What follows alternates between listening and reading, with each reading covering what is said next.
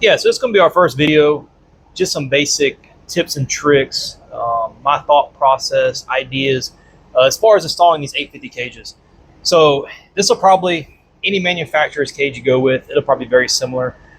I just make these videos. I know mine are very tight and pretty inaccessible in a few places, but there's a few methods that we can use to get to some of these joints. So basically, I've said this in previous videos, shorter videos, but I'll go ahead and probably repeat myself a few times in this one here. But the whole goal of this is to have a cage that is every tube, every joint is 100% welded up all the way around, top, bottom, left, right, front, back, doesn't matter.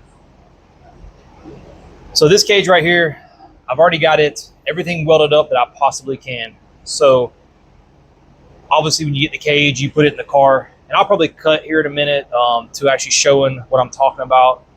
We'll see if we can't figure out some video editing as we go along. You have to bear with me. This is my first attempt at this, so I'll probably ramble a little bit. I probably like to talk a little bit too much, and then again, the editing might be a little rough, but we'll figure it out. But anyways, so obviously you get the cage, you get it in the car, everything's pre-notched, pre-fit. If you're doing it by yourself, like I did this cage by myself, heck, I even did it in the smallest, most cramped part of the shop, just to kind of show you can do this in a 1 or 2 car garage. Doesn't take a lot of room. Again, I do this every day, so I have access to some really really cool tools. But I'm not gonna use any of that for this. I'm gonna use just jack stands, basic TIG torch, basic MIG welder, and that's really it. Some homemade tools I made, but it's just cheap stuff, and it makes my life easier doing this by myself. If you got a helper or something, it'll go a lot quicker. But basically, what you're gonna do is when you get it set up in the car, ratchet straps will help out tremendously getting these tubes in place and everything set up initially. But what I like to do is I'll tack everything in place, floor plates, rear down bars, hoop, A-pillar, all that good stuff. The only thing I don't put in place yet, as far as tacking it, which I will go ahead and put it in place, make sure we got the correct distance between the hoop and the A-pillar bar. That's going to affect the fit of your rocker bar and door bar. Same thing with your seat brace here. We'll make sure everything's fitting, everything's jiving. So once we do that, I'll start tacking parts into place, which is about where we're at now. The one thing I do recommend is when you're tacking everything in place, make sure your tacks are accessible, because everything on the floor is going to be broken back off and moved out of the way. Reason being is we're going to actually cut holes through the floor and drop this cage through the floor, weld everything up top, and slide it back up, the plates on it. Just makes life much easier that way. So again, put those tacks where you can reach them, where you can get to them. Just be cognizant of that. Once you get to that point, everything's tacked in place where you like it, I'll go ahead and weld everything up that I can possibly reach. So basically everything you see here, I could probably get 70–80% around many of these tubes. The big thing, especially on those rear down bars, make sure you weld as much as you can up. If you just put a few tacks on it or don't weld a ton, when you bring this cage down and swing it forward a little bit, and then you go ahead and weld around that tube, those rear down bars like to move a little bit, and you got to think that's probably we'll call it a 4-foot long run, that tube, right? So for instance, for lack of a better term, basically you can move an 1/8 inch here at the welded joint. It might move a 1/2 inch or an inch down here on the far end of the tube. So just be mindful of that. Again, weld as much of it up as you can before you break anything loose. Once you get to that point, and I'll show you here in a little bit, Alex, and again, I'll cut and we'll kind of show you how I did it, but then we'll go start breaking tacks loose, pull these floor plates off, which you'll see in a minute, and what I do is I take a pilot hole and I drill on each side of the tube. That way I got a reference point, and I'll come up under the car with a hole saw and we'll cut the hole out. And then, well, again, you probably can't see, but I got these little pliers I made up, some C-clamps, and they'll hold the cage up when you cut these holes out. And then once I'm ready, I'll drop everything through the floor, we'll weld it up, and that'll get you about to this point here. So what I'm going to do is I'm going to cut and show you what I'm talking about as far as the floor plates, breaking tacks loose, some of these homemade tools I got, and then we'll drop it through the floor. We'll do a hyperlapse, We'll weld everything up top, bring the cage back up, and then we'll kind of see where I feel like we need to go as far as maybe any more tips I have. Like, for instance, I'll show you how I get to some of these tough weld joints here, like in these far corners that are tucked up and away. Same thing back here in the back. So keep in mind, this isn't the only way to do this. This is just my preferred way. Really, the biggest thing is make sure you don't paint yourself into a corner. I did a kind of short video probably 2 years or so ago, but it's just on the Facebook page, showing you that you could actually weld everything up, and it's a pain in the ass, but you can actually weld everything in place. But I had to use like a micro torch. I had to like bend tungsten, a bunch of just funky tips and tricks, or tips really, or tricks I should say, that aren't really necessary if you go about doing it this way and think about each step, like methodically think about them before you actually start welding things in for good. So again, we'll cut to that. I'll weld all this up, and yeah, we'll be back and we'll kind of go from there. Okay, back on this car tonight. I didn't spend too much time on it today. I'm probably 5 hours or so into it, but just a quick little update of where we're at. Kind of give you an idea, again, as far as my process, as far as how I do this. So got the floors prepped. We're good there. The only thing I still have to add, you don't see yet, are the rear down bars and then the gussets. I run on the windshield bar here, the windshield header, and then here at 8-pillar to the main hoop. And then what we'll do is tomorrow when I do that, everything you see here, I'll go ahead and weld as much of it as I can get as far as everything up top here. Nothing to the floor, but all your rear down bars. This tube here will be one of the last tubes to go back in, so scratch that. I've just got this in here to verify fitment and everything like that. But everything else we'll go ahead and burn in completely. And then we're gonna break the tacks loose on these tubes and these plates here. Now, it's important for your tacks to be in a place you can easily access, that way, because again, all the stuff you see here is coming right back out. So we'll break these tacks loose, pull the plates out the way, and we'll drop the cage through the floor, weld up the top of the cage, slide it back up, and then we'll go ahead and start finalizing all the plates and the floor part and where that's going to go. And I'll show you guys how I deal with this this fitment here as far as, you know, the floor fitting these plates.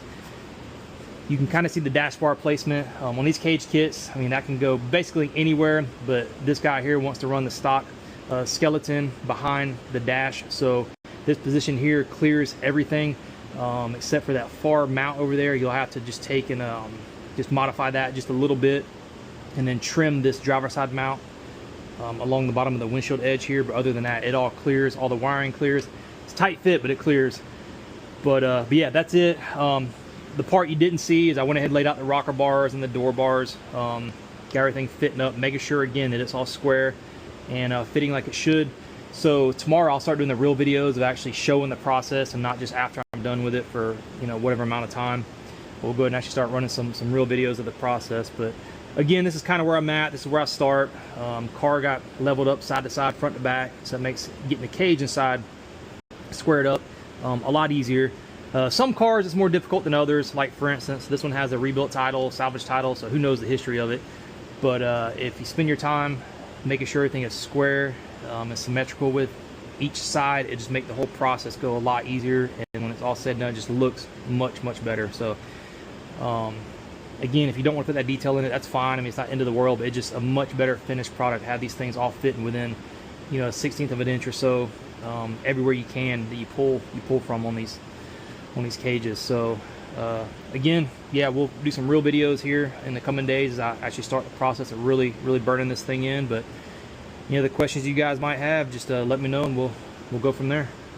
Okay, all right, so real quick before I go any further, I'm just going to show you guys what I'm talking about as far as the specifics, as far as getting the holes cut in the floor and the cage drop through. So like I explained earlier, what I do is I tack everything in place, floor plates, get the cage where I want it, and I'll weld everything up as much as I can get from the bottom side. When I get to the point where there's nothing else I can possibly get, we'll drop the cage through the floor, which you see here, and we'll weld up everything up top.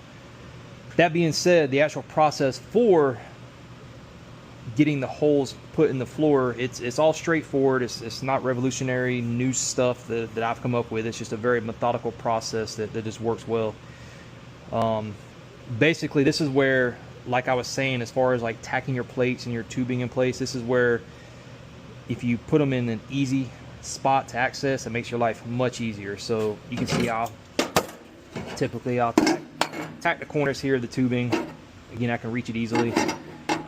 Once we get to where it's time to drop the cage through the floor, what I'll do is I'll take and knock these tacks off. We'll pull this plate out the way. And then as far as the location of where to put the hole in the floor, I'll put a pilot hole on each side of the tubing. That way when I'm up under the car with the hole saw, I got a good reference to where to come up through at. That way I'm not getting into the tubing and gouging it and tearing it up. So do that, you know, front, back. Once that's done, or excuse me, while I'm doing it, I should say, before I get out there and start cutting holes in the floor. This is a simple tool here I mentioned yesterday. I mean, these are super cheap from Harbor Freight. All it is a piece of angle iron and these deals here. I mean, I put absolutely zero love into these making them. You can see I put a little booger weld on there, just a quick little bead. And what I'll do is I'll clamp them to the tubing here, and that'll hold that in place. So when I cut it in the floor, the cage doesn't fall through. And then up front there, a couple of C-clamps works out great. Clamp everything up. That way I can drop the cage when I want to, not when I'm up under the car, and wouldn't be ideal. But so that works out great for holding this stuff up in place. Once we weld the top of it up, we'll just reverse the process. I'll bring everything back up, and again, we'll just start welding, or excuse me, tacking everything back in place. We got a few more steps here. I'm going to show you once everything's tacked in place again. I'll show you how I access a couple of these difficult corners on this tubing, like, you know, back here, for instance. Same thing up front. That's a tough one, along with like the front of the rocker bar and door bar. So we'll address that as well. And once all this stuff's fully welded, then we'll go ahead and actually fully weld, you know, the plates to the floors, and we'll just keep going that way. All right, so real.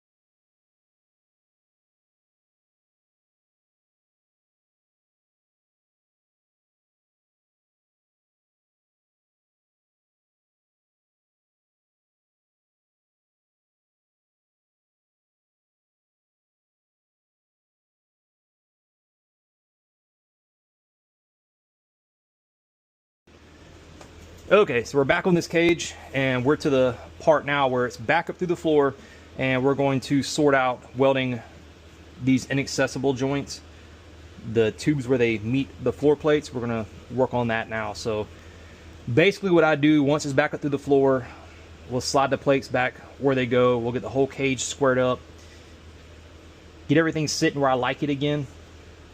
Once everything's tacked back in place, we'll take this joint here, the tube to the plate, and we'll weld up around it as much as I can comfortably get to. So we'll do that on all four corners here. And I say just four corners because the back two, the rear down bars, I've got those 100% welded up. Those are easy to get to. Those are done. Once we do that, we'll do one corner at a time. Reason being is it keeps you from having to take and re-square the cage up and reset it in place again. So not that it's a difficult process, but it's a huge time sink that's easily avoidable if you just do one side at a time, or one corner at a time. So even though this material is extremely strong, what we do is when you break this tack loose on the floor, the plate here, and again you see it's welded up probably a little over halfway, maybe a little bit more. This stuff over a long unsupported run is actually relatively easy to manipulate and to bend out the way. So we'll just take a small ratchet strap, and we'll just, you see I'm tied into the other rocker over here, and we'll just pull this thing out the way, give yourself another inch or so of clearance, and you got plenty to get a torch back here, weld up. You can see everything well. Makes for an easy process. So once that's done, I'll put this back in place, and I'll tack it back up, and then I'll go to the next corner, and so on and so forth. Once that's done, then we'll go ahead and start addressing the rocker bars and door bars. We'll do something similar, but again, that's really it. The big thing is just, you can do it without doing it this way. I've done it before. It's just a much more time consuming and difficult process because you're working with, like I got a micro torch that works okay for some of these tough to reach spots. You can bend your tungsten, run a giant cup, put little foil dams here to hold your argon in place, but all that's completely avoidable if you just, again, use this methodical process of getting things out of the way so you can see what you're doing, and it makes for an overall quicker and, in my opinion, much nicer install. So we'll knock this out, and after this we'll move on to the next, which will be, again, rocker bars and door bars.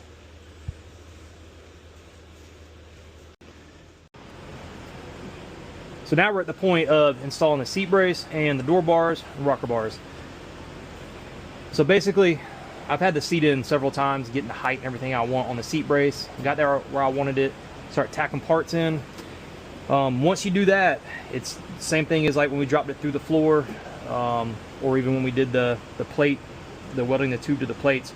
You're gonna weld up as much as you can possibly get on all these joints, especially up front here. Once you weld it up as much as you can get easily, which these back joints here are pretty self-explanatory, like that's nothing, that's easy to get to. Even this lower rocker joint here, the rear part of it, I can run all the way around that with just pulling this trim out of the way, and you can get to it side, bottom. That's no big deal. Probably the toughest joint on this whole cage is up front here. So we're going to take and bust out our ratchet strap again, and which is already done, so you can see I got it back in place. But basically what you do is you pop those tacks loose on that plate, ratchet strap, pull it away from the kicker here. They give you another inch and a quarter so of clearance, even with a standard torch, which this is where if you want to get fancy, get you like a stubby torch set up, it works really well. But even a standard torch you can make work here, which is what I used. Again, I wanted to do this whole cage install with no fancy tools really, so nothing out of the ordinary. Anyway, so you're going to pull this away from the kicker area, and it'll give you access to weld what you got to weld. When you do that, generally about half the hole that you used for dropping the cage through the floor will be exposed. So to me, probably the worst part of this welding is like the inside, excuse me, the outside, we'll say toward the kicker side, bottom part of the rocker bar. Well, usually what I'll do is I'll lay under the car, keep the torch inside the car, and I can still access that, and I can feed filler through that hole from the bottom of the car, and I can catch that whole circumference on the bottom of the tube, and it's fairly straightforward. There's probably other positions you can get into to reach it, but I'm not willing to do, or just doesn't work as well as just feeding it from the bottom, in my experience. But that's my preferred method. But again, whatever you have to do to get this welded up. So, but again, it's possible. Everything as you see now is all welded up, it's done. So we'll move on to finishing up the floor, prepping these floor plates to weld those out fully. Of course, we got to install the D-bars, floor plates, and then the rear triangulation bars. And once that's done, then this cage is ready to go. Basically, once it's all said and done, I'm going to edit this to have all the previous videos be one long video in chronological order, basically showing the methods I use and the steps I take in the process of getting this cage in here. So again, the end result is you want everything 100% welded up. Nothing, there's nothing in here that's we almost got it, or we kind of got it, or it's close enough. Like, no, this is all done. There's not a part on this car that hasn't been welded up. Again, this is done with basic tools, a basic TIG torch, a basic MIG gun, a couple hole saws, jack stands, nothing crazy. A digital angle finder, measuring tape. I even did it in the smallest, most compact part of the shop, where basically I had enough room to open both doors up. So again, you don't need some crazy intricate facility to make this work. You just need a place you can get the car, level front to back, side to side, and just a place to work. I tried to answer all the questions I could think of that I typically get on a consistent basis throughout the videos. So if I think of something else while we're talking here, I'll answer that as well. Or if you happen to think of something, you're welcome to call me or message me, and we'll go from there. But as I'm looking at the cage, I'm just trying to think again of some of the line of questions I get that I haven't covered.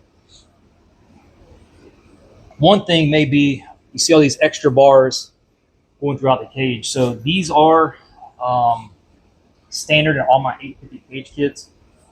Now these bars, so when I say these extra bars, I'm talking about the rocker bars here. We got a dash bar, these gussets, and these rear triangulation bars. So none of these are required for the 850 cert. I like to use them. They tie everything in really well. They work well. Something happens, you have to use this cage at some point. I want it to do its job. That being said, just keep in mind that 850 cert is just an absolute bare minimum that is required for it to certify. So we've had good luck with this setup. I know it works well, so we're going to keep it as is. But again, as of now, all this stuff is just standard with my kits.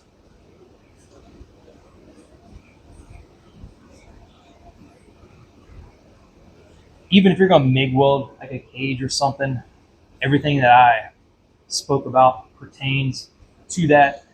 Which honestly, most of these joints, if you can get them with a TIG, you can get them with a MIG, no problem. I mean, anybody who can, I think a lot of people overcomplicate these cage jobs and psych themselves out. Now, granted, I wouldn't recommend this be your first welding job ever or welding project, but if you can weld, you're a competent welder, man, there's no reason why you can't knock this out. I mean, it's a very straightforward install. Now, if you're calling around getting quotes or getting prices for somebody to install this for you, keep in mind, while it's not quote unquote terribly difficult, it is a very time consuming process. This isn't something you're going to do in an afternoon and call it good. I mean, I know when I price these things out, or if I even want to do them, the big thing is I mean, I can't even tell you how many times I've climbed in and out of this car over the past several days. Not only that, you're crawling, especially as you start getting deeper into it, you're crawling around bars, under bars. I mean, it's a lot. So that is a lot of out of position welding that's very intricate and tricky. So again, just keep that in mind if you're trying to get quotes for someone to install a cage for you. Which, I mean, I very rarely do them anymore. I might do one cage install a year, maybe two. But again, just for the guys who do this every day, just keep that in mind when you're getting quotes from them. It's just to have it done right, it's a very time-consuming process. Most of this stuff I'm telling you, all of this stuff I'm telling you, actually will pertain to really any cage kit or any cage you may be building yourself, anything of that nature. Granted, some cage kits, some of the spots and joints may be easier to get to. I doubt there are going to be any that are harder to get to. There's some of them that are, these cages are super tight for a reason.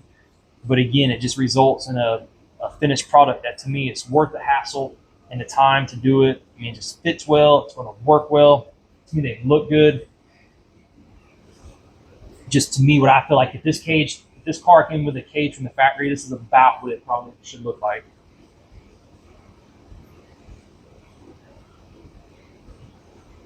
Anything else that I can think of to tell you, I would love to bring it up, but again, that's really it. I mean, I know this is a mundane video,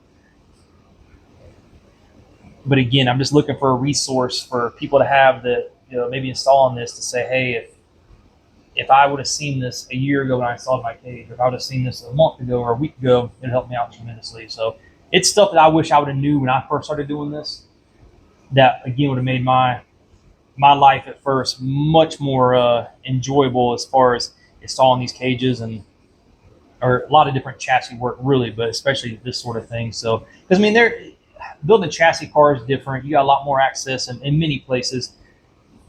Yeah, it's only an 850 cage, but you're limited in a lot of space because again, you're putting a full cage in an existing structure. So you're kind of limited to what you can do, but I feel like we work the best we can with what we have. And again, it works well enough to get this thing in here, and there's no reason to have a bar that's 8 foot away from the edge of the car just so you can access a weld and it stay there. You can pull it away, get what you need welded up, and tuck it back in where it needs to go to look good, and again, not eat up a ton of interior room and just look like an afterthought. I like these things to look like they were meant to be there, and that some real effort was put into it to make it fit, and that someone cared about making it look like it belongs here. So that's really it.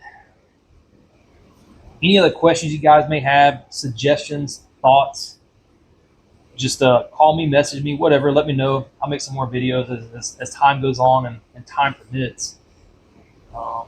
Again, mostly what I do is all production work at this point. I mean, very rarely do I do cage work, but just when you call me on the phone and I'm explaining these things to you, I feel like having this in a video and actually showing to you how to do these things, again, seems like it'd be a great resource. So we'll leave it at that. And again, anything else you guys may have, just let me know.